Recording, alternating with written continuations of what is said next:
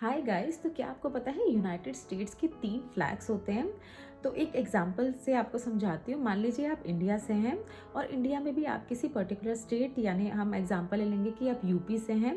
UP की आप किसी पर्टिकुलर सिटी, हम एग्जांपल ले लेंगे आप लखनऊ से हैं।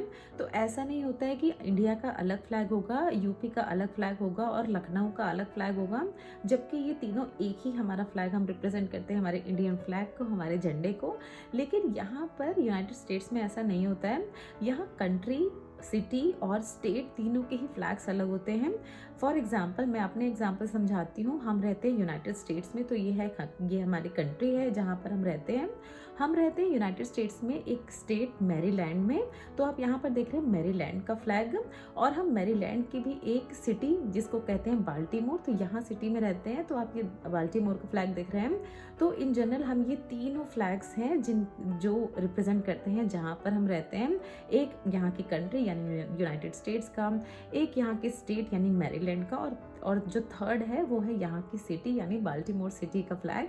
तो ये जब हम इंडियंस पहली बार आते हैं यहाँ पर, तो काफ़ी अजीब सा लगता है हमें देखने में। बहुत सारी जगह जब हम जाते हैं तो हम देखते हैं कि काफ़ी सारे फ्लैग्स लगे, बट हमें पता नहीं होता है कि क्यों लगे हैं ये फ्लैग।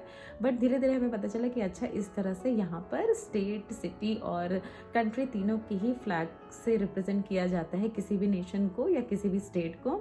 तो यूनाइटेड स्टेट्स की इसी तरह की बहुत ही अमेजिंग अपडेट्स के लिए हमारे चैनल को सब्सक्राइब ज़रूर कर लें और बने रहें हमारे साथ हमारी इस जर्नी में।